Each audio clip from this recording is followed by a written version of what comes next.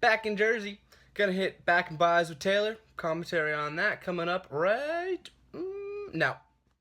So this week we started with back and buys. Here we did a Pele row, which is a little bit different than a normal bent over row. You let the weight go all the way back down to the ground before pulling back up and making sure your back stays parallel.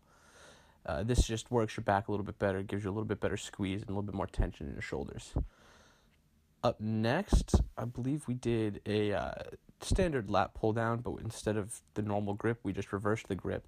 This way we could get a little bit better contraction on the traps, your ascending traps, up in the middle, as well as your lats. So you, instead of coming all the way up, you want to come mostly up, but without locking your shoulders out. This way you keep tension on your back.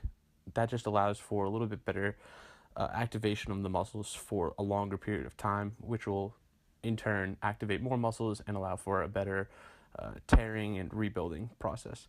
Here we did single arm rows. You'll see Taylor making sure that his back is pretty much perpendicular to the bench, using his other hand to support himself on his knee, but not pushing per se.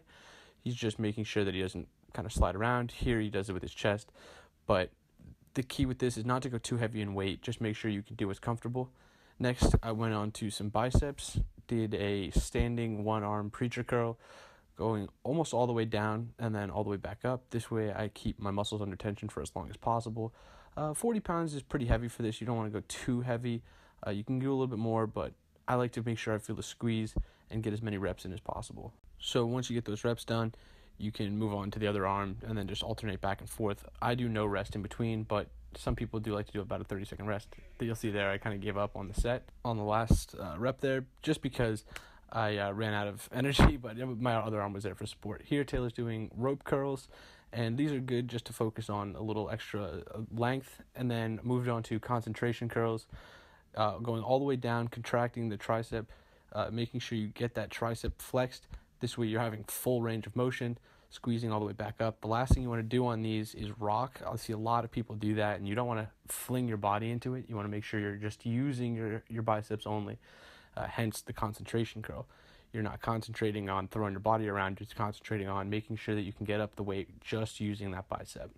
And this will give you a great peak, a little bit more definition, and definitely a good pump in your bicep. And then I supersetted that here with the barbell curls. So here you don't want to rock. Again, it's really key that you just focus on using those biceps and not throwing your body into it. So don't go too heavy, and make sure you're keeping your elbows tucked in by your sides. It's great if you have an arm blaster, the board that you can hang around your neck that comes across your chest, and you toss your triceps onto that.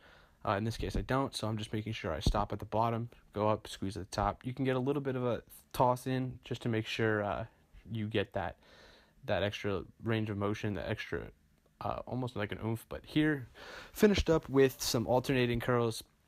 I did 4 sets of 6 here with 50-pound dumbbells, and then I drop setted down to a set of 15 with 30-pound dumbbells just to really finish out my biceps, make sure I left it all out there, and gave it my best. So thanks for watching, and if you liked the video, like and subscribe, comment if you have any other videos or suggestions you'd like to see me do.